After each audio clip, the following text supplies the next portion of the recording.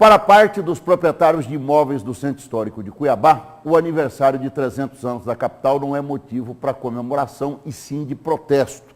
Os moradores da região reclamam da falta de apoio do poder público para manter os casarões tombados como patrimônio histórico. Entenda nesta reportagem de Antônio Carlos Silva.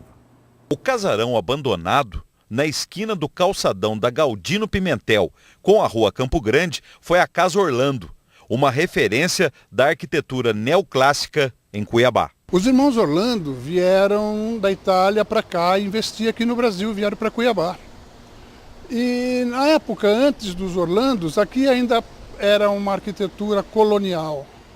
Agora, com a vinda dos Orlandos e com os mestres de obras italianos e portugueses e com pessoas que detinham esta informação, veio também a arquitetura neoclássica, como é o caso dessa casa e da Casa Orlando e alguns dos outros imóveis que foram construídos graças ao empreendedorismo desses italianos que vieram para cá no final do século. Os mesmos construtores da Casa Orlando edificaram outros imóveis no centro histórico de Cuiabá.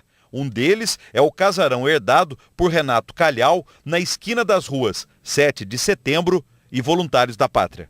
Esse imóvel minha mãe ganhou de presente de casamento do meu avô, que morava aqui em frente, onde é o IFAM, e eu nasci nessa casa. E daí, pela morte dos meus pais, eu herdei essa casa. O casarão de Renato Calhau é um dos vários imóveis no centro histórico de Cuiabá com faixas de protesto. Na região, das 579 edificações tombadas pelo patrimônio histórico, 148 estão desocupadas ou subutilizadas, conforme levantamento do IPDU da Prefeitura da capital. O imóvel de Renato está fechado com placa de aluga-se há 6 anos. A gente resolveu fazer esse protesto silencioso, de profunda indignação, porque chegou ao cúmulo de um prefeito fazer um cenário da Cuiabá histórica, do casarão na Orla do Porto, e o outro prefeito fazer uma casa cenográfica, em vez de fazer o que tem que ser feito, porque é constitucional, é obrigação deles, era reabilitar o centro histórico. Essa festa toda que está sendo feita hoje aí, ou não, tinha que ser feito aqui é o berço. O centro histórico de Cuiabá foi tombado pelo patrimônio histórico em 1993.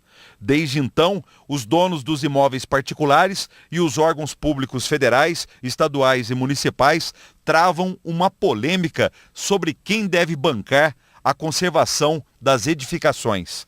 Enquanto isto, alguns casarões desabam, como a antiga gráfica do PP, na rua 7 de Setembro, e a Casa de Bem, na rua Barão de Melgaço. Eu mantenho as minhas custas, e não é barato. Eu mantenho o meu imóvel, o meu irmão mantém o dele, o Ricardo Palma mantém o dele, o Adenir Vandoni Júnior também, como alguns outros aqui, a gente mantém as nossas expensas.